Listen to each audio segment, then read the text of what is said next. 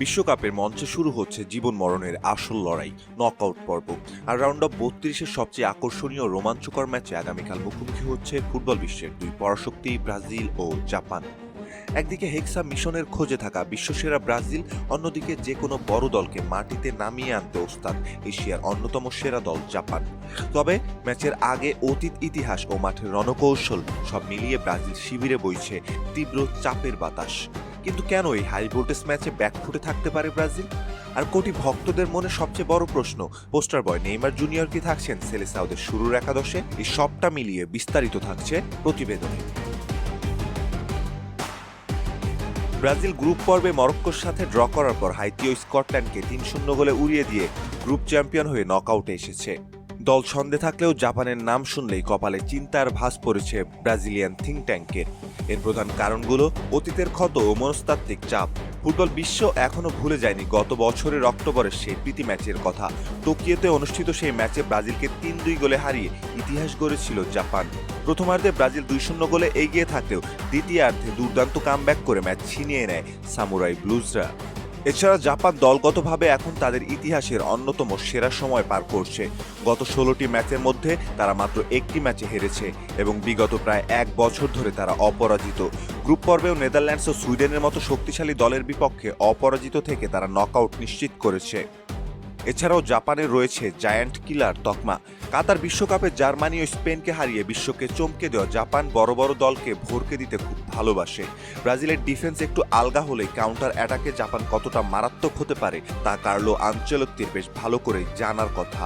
যে কারণগুলোর কারণে হেরে যেতে পারে ব্রাজিল: কাউন্টার অ্যাটাকে ডিফেন্সের দুর্বলতা। ব্রাজিলের ডিফেন্স লাইন অনেক সময় অতিরিক্ত আক্রমণাত্মক খেলতে গিয়ে উপরে উঠে যায়। জাপানের তাকুমি মিনামিনো, কেইতো নাকামুরা এবং আয়াসে উয়েদাদের মতো গতিশীল ফরোয়ার্ডদের কাউন্টার অ্যাটাক সামলানো ব্রাজিলের রক্ষণভাগের জন্য কঠিনই হবে। মধ্যমাঠে নিয়ন্ত্রণ হারিয়ে ফেলতে পারে ব্রাজিল। ব্রাজিলের মিডফিল্ডে ক্যাসেমিরো বা ব্রুনো গুইমারেসরা থাকলেও জাপানের ডাইসি কামাদা এবং রিৎসু দেয়ানদের হাই প্রেসিং ফুটবল ব্রাজিলের পাসিং ট্রানজিশন ব্লক করে দিতে পারে। জাপান যদি মাঝমাঠে নিয়ন্ত্রণ নিয়ে নিতে পারে তবে ভিনিসিয়াস জুনিয়র বা নেইমারের কাছে বল পৌঁছানোটা হবে অসম্ভব। এবার আসা যাক ব্রাজিলের সবচেয়ে বড় তারকা নেইমার জুনিয়র প্রসঙ্গে। ইনজুরির কারণে দীর্ঘ সময় দলের বাইরে থাকার পর অবশেষে চলতি বিশ্বকাপে স্কটল্যান্ডের বিপক্ষের ম্যাচে ৭৬তম মিনিটে বদলি হিসেবে মাঠে নেমেছিলেন নেইমার।